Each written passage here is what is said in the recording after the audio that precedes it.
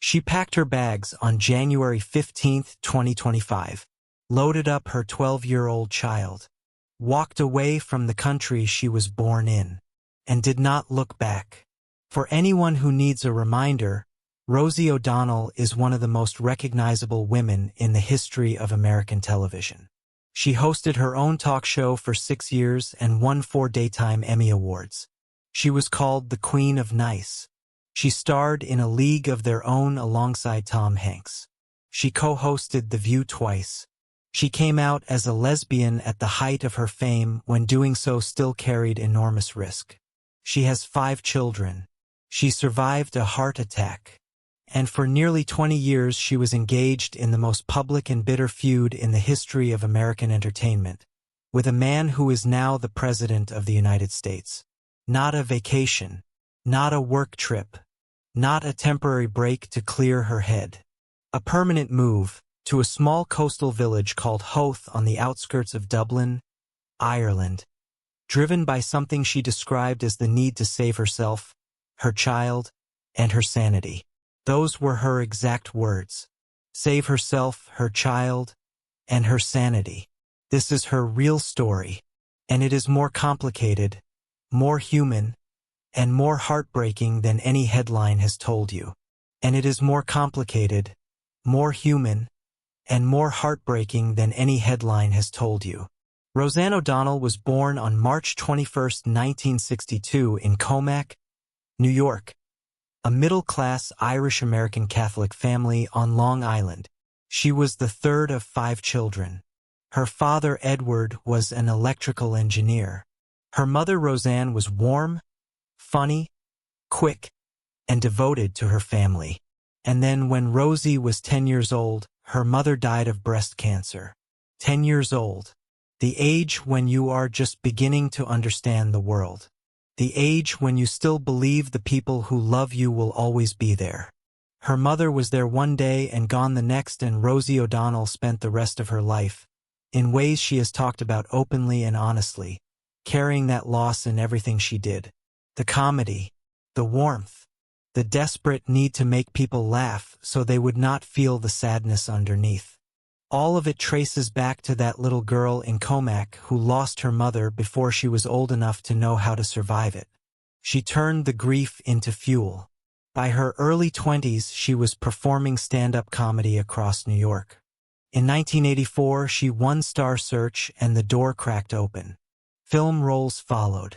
Sleepless in Seattle. Turk in Disney is Tarzan. Betty Rubble in the live-action Flintstones film. And then in 1996, she launched The Rosie O'Donnell Show. Warm, funny, spontaneous. It became a phenomenon. Millions of American women built their afternoons around her. A woman who had climbed from grief and working-class Long Island to the very top of the entertainment world on nothing but talent and the willingness to be completely herself. And then in 2002, at the peak of her fame and with everything to lose, she came out. Rosie O'Donnell announced publicly that she was a lesbian. In 2002, when doing so still carried enormous professional risk. When the entertainment industry still quietly punished people for it. When the American public was still deeply divided on LGBTQ rights in ways that feel almost unrecognizable today. She did it anyway because she said she could not keep asking gay parents to trust her advocacy while hiding her own truth. She was named the Advocate is Person of the Year. She became one of the most prominent LGBTQ voices in the country. She had adopted 4 children with her then-partner Kelly Carpenter. She fought loudly for gay adoption rights and put her platform behind causes other celebrities were too cautious to touch. And then, in August 2012, while driving through her hometown of Nyack, New York, she began to feel strange. Her arm ached. Her body felt wrong in a way she had never felt before. She helped a woman whose car had been in an accident, drove herself home, took aspirin, and went to sleep. The next morning, her doctor told her she had suffered a heart attack. Her artery was 99% blocked. A stent was inserted that day. She had come within hours of dying. She survived. She always survives. That is who she is. But the hardest chapter of her life was still coming. The feud started in December 2006, and it never really stopped. Rosie O'Donnell was co-hosting The View, the daytime talk show she had joined that year, when Donald Trump held a press conference to announce that he was not stripping Miss USA Tara Conner of her crown despite allegations of drug use and underage drinking. Trump owned the Miss USA pageant at the time, and he positioned himself in the press conference as a generous and forgiving authority figure, a moral arbiter granting a second chance to a young woman in trouble. Rosie O'Donnell watched that press conference and laughed. On air, she called him a snake oil salesman. She mocked his hair. She brought up his history of marital infidelity and his multiple corporate bankruptcies. She said, with the full force of her platform and her audience, that this was not a man who got to position himself as anyone's moral guide. Trump responded within hours. Not quietly, not privately. He called her a loser on national television. He threatened to sue her. He went on every show that would have him, by phone, in person, any format available, and unloaded on her with a ferocity that shocked even people who knew how he operated. He said he would send a friend to pick up her girlfriend. He said Barbara Walters regretted hiring her. He said she was fat and disgusting and out of control. Rosie O'Donnell said later that it was the worst bullying she had ever experienced in her life. Worse than anything she had faced as a child. And she had faced a great deal as a child. But she did not back down. She never backed down. That was both her greatest strength and the thing that made her a permanent target. The feud cooled and flared over the following years in the way that only truly personal conflicts do. Never fully resolved, always capable of reigniting. When she suffered her heart attack in 2012, Trump actually tweeted something that surprised everyone, including Rosie. He wrote, "Rosie, get better fast. I am starting to miss you." She replied, "Well, thank you, Donald. I must admit your post was a bit of a shock. Are you trying to kill me?" Even in the middle of a genuine health crisis, she was funny. She was always funny. When Trump launched his presidential campaign in 2015, and a debate moderator asked him about his history of calling women fat pigs, dogs, slobs, and disgusting animals, he paused and said simply, "Only Rosie O'Donnell." The audience laughed. Rosie O'Donnell watched from home and knew exactly what that pause meant. She had become a permanent fixture in his rhetorical arsenal, the name he reached for whenever he needed a shorthand for everything he claimed to despise. When he won the 2016 election, she tweeted, "God help us all." She started drinking again. She was, by her own admission, deeply depressed, overeating, overwhelmed, watching the country she had spent decades fighting for make a choice she could not understand. She threw herself into resistance. She protested outside the White House. She donated to LGBTQ causes. She used her platform constantly and without apology. And through all of it, the depression, the political heartbreak, the relentless public attacks. She was also raising children, navigating the grief of her late ex-wife Michelle Rounds, who died in 2017, and managing the ongoing reality of her own serious health issues. Type 2 diabetes. A heart that had already nearly killed her once. A level of public hatred directed at her, from strangers on the internet, from the President of the United States himself, that few people in the entertainment industry have ever had to absorb at that scale and for that long. By the time Trump won his second term in November 2024, something in Rosie O'Donnell had shifted. Not broken, not defeated, shifted.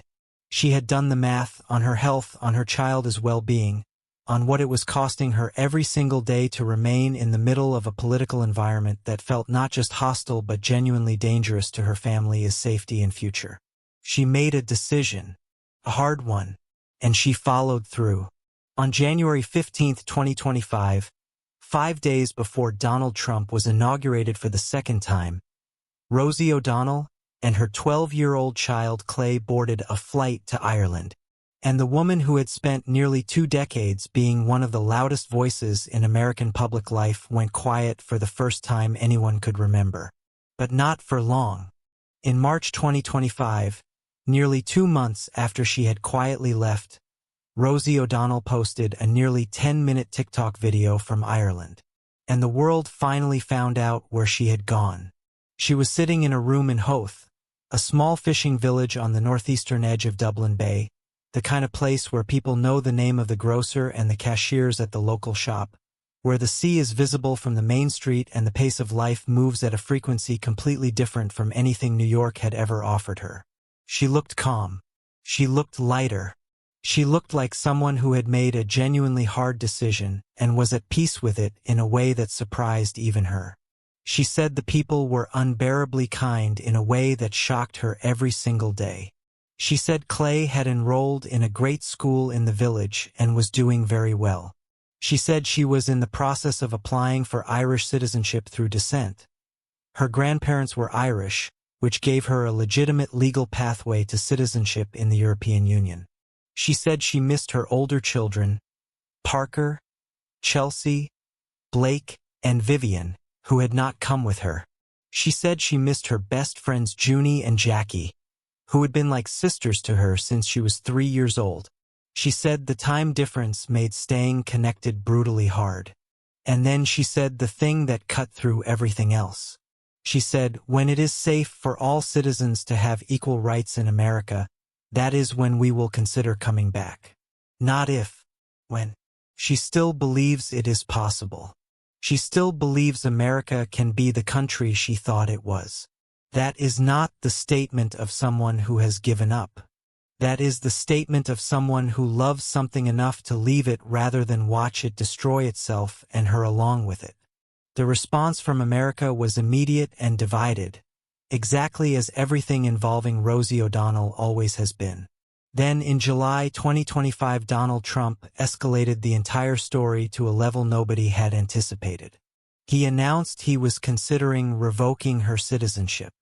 The President of the United States said publicly that Rosie O'Donnell, a woman born in Comac, New York, in 1962, a birthright citizen under the 14th Amendment to the United States Constitution, was a threat to humanity and that he was considering stripping her of her citizenship.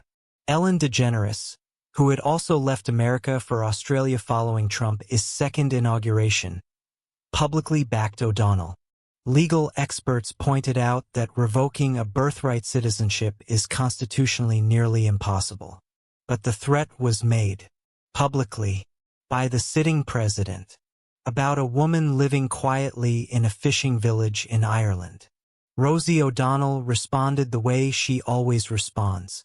On Instagram, she posted a photo of Trump with Jeffrey Epstein and wrote, "Hey Donald, you are rattled again? 18 years later and I still live rent-free in that collapsing brain of yours." In February 2026, she appeared on Cuomo Mornings on SiriusXM, joining host Chris Cuomo by phone from Ireland. He asked her directly, "Do you still feel good about leaving?" She did not hesitate. She said she did what she needed to do to save herself, her child, and her sanity. She said she had no regrets. Not one. She said the news in Ireland felt more balanced. She said people there were not defined by celebrity culture in the same all-consuming way. She said she felt human again in a way she had not felt in years. She had recently spent 2 weeks back in the United States visiting family. She went back to the country she left. She looked at it from the outside for the first time. And she came back to Ireland. Rosie O'Donnell is 63 years old. She is a mother of 5. She is a heart attack survivor. She is a woman who lost her mother at 10, built an empire on her grief, came out at the height of her fame, battled a president for nearly 2 decades, and finally, at the age of 62, chose herself. She is not fleeing America. She is protecting what is left of herself from a country she still loves, in the only way she knows how. And in a small village on the edge of Dublin Bay, where the people are unbearably kind and the grocer knows her name, Rosie O'Donnell is still standing. still fighting, still here.